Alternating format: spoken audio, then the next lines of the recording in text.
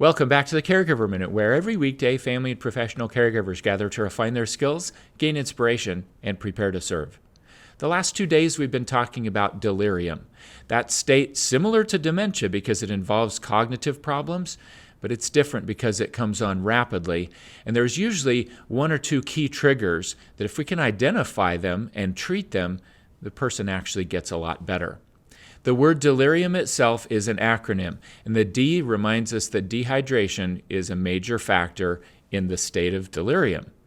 The E reminds us that endocrine problems or electrolyte imbalances is also a major issue. L in delirium reminds us that lack of oxygen needs to be considered. And the first I reminds us that injury or intoxication are factors in someone showing up with delirium symptoms. We've also learned that R reminds us that retention, meaning urinary retention, can be a factor in delirium. Well, what about the last three letters? The second I reminds us that infection really is an issue. And this is where so many people default. They've come to recognize that urinary tract infections are a major trigger of delirium. And that's absolutely true. But don't make that your default choice. There are many other types of infections that can cause delirium symptoms. The person might have an upper respiratory infection. They might have herpes simplex 1, the virus that causes cold sores. You might notice that every time they have cognitive problems or mental health problems, they also are developing cold sores. Herpes simplex 1 can sit up in the trigeminal nerve, and it can travel down and erupt as cold sores on the lips or the nose, or it can go up into the brain and cause problems with cognition. So keep that one in mind. It might be a dental infection. We've seen a lot of cases here at A Mind for All Seasons with people that had undetected dental health problems with P. gingivalis and other bacteria leaching into the bloodstream and getting to the brain and affecting the way that they were thinking.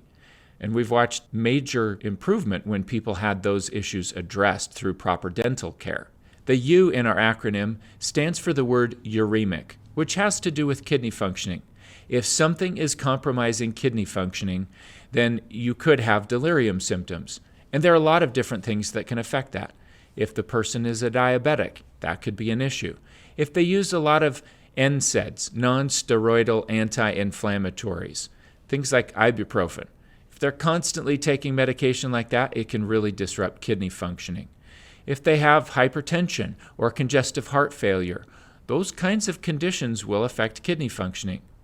Now, one of the best things that you can do to keep someone's kidneys functioning well is to avoid nonsteroidal anti-inflammatories if you can, and make sure that the person stays really well hydrated. The kidneys are a filter after all, and flushing them regularly with plenty of water is really helpful to people. The last letter in our acronym is M, which reminds us that medication, especially the most recently ordered medication, is something that we need to consider in delirium. If someone goes from their baseline to really deteriorated within a day or two after starting a new medication, it's probably the medication.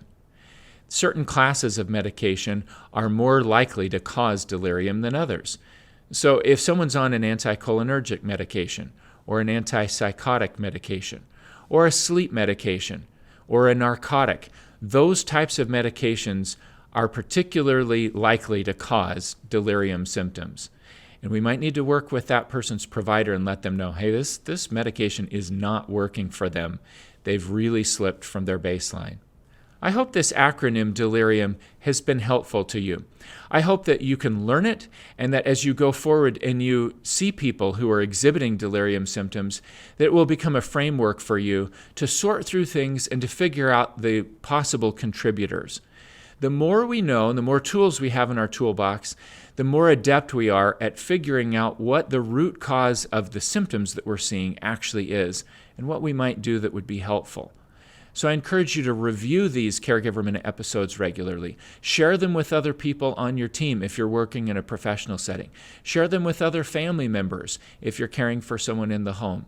Become aware of these things so that as time goes on, you can start to think about root causes that much more. Well, I hope that makes a difference for you and for the people that you serve, and I look forward to seeing you again tomorrow for another episode of the Caregiver Minute.